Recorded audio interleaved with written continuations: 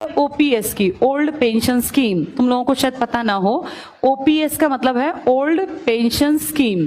Old pension scheme क्या थी? जो आदमी सरकारी नौकरी लग जाता था उसको जितनी वो नौकरी करेगा, जैसे 60 तक तो हर कोई नौकरी कर सकता है, 60 के बाद जब वो रिटायर होता था तो इसको पैसे मिलते थे हर महीने पेंशन के नाम पे। और ये पेंशन 1-2 हजार नहीं थी, ये पेंशन इतनी थी कि इसकी जिंदगी इज्जत के साथ कट जाती। इसे अपने बहू बेटे के सामने हाथ ना फैलाना पड़ता कि बेटा मेरा चश्मा बनवा दे या डॉक्टर के पास ले चल। एक तो इसको बैठे बिठाए पैसे मिलते, बुढ़ापे में पैसा ज्यादा जरूरी होता है, जवानी में तो सब कमा लेते हैं, लेकिन जब 65 साल 70 साल पकड़ते हैं, शरीर कमजोर होता है, तब पैसा कैसे कमाएं? काम तो कर नहीं सकते। तब बच्चों को बोझ लगते हैं माँ बाप, चाहे माँ बाप ने कितना ही कुछ भी करके खिलाया हो, तब बोझ लगने लगते हैं। ये ह्यूमन नेचर है, इसीलिए अपना पैसा होना बहुत जरूरी है। अगर पैसा होगा तो आदमी ठाठ से बैठ के खाएगा। और आदमी जो पेंशन वाले थे ना, इनको सिर्फ पेंशन नहीं, इनको इसके साथ साथ हेल्थ के ऊपर भी सरकार एक श्योरिटी बना के देती थी कि आपको या आपकी वाइफ को, बच्चों को नहीं।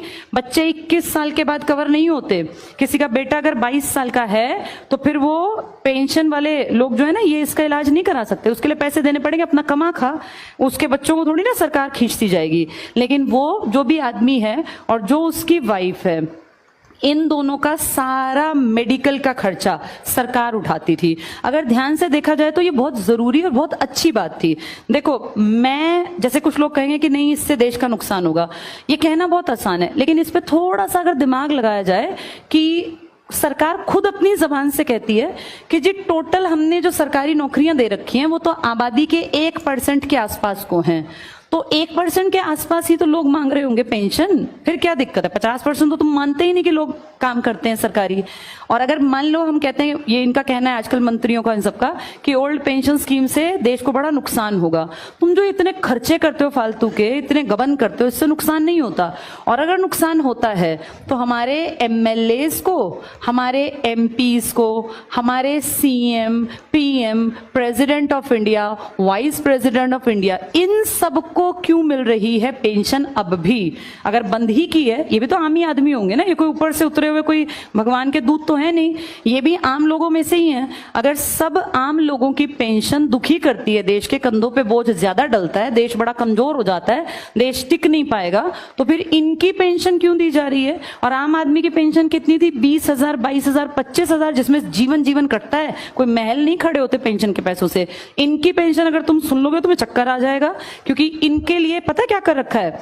आम आदमी जिंदगी भर काम करे, 40 साल, अगर 20 में नौकरी लगा 40 साल, तो पूरी जिंदगी की एक पेंशन। और इनको एक दिन अगर कोई एमएलए बन गया तो पूरी जिंदगी की पेंशन, एक दिन की। अगर वो दोबारा बन गया इलेक्शन जीत के तो 2 बार की पेंशन। अगर वो 5 बार बन गया एमएलए तो 5 बार एमएलए की पेंशन।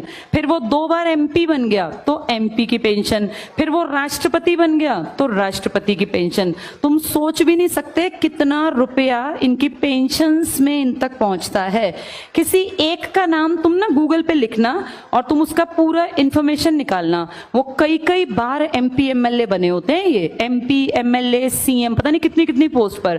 अगर कोई राजनीति में 40 साल काट गया, इनमें से कम तुम देखना वो 5-6 बार कुछ बन गया होगा, 2-3 बार कुछ। उन सबकी अलग अलग पेंशन आती है। तो इससे हमारा खजाना खाली नहीं होता। ये तो सारे खानदानी, देखा नहीं, बैठे बैठे राज करते जाते हैं। ये कहते हैं कि ओल्ड पेंशन स्कीम जो किसके लिए मेन जरूरी थी? आम आदमी के लिए, उसको तो खत्म कर दिया। अब पीछे कितना विरोध किया लोगों ने, लेकिन क्या किया? मारकाट। वो बेचारे जितने लोग इकट्ठे हुए थे उन पर डंडे बरसाए और वो पानी के वो सब ला के कैनन और नुकसान किया।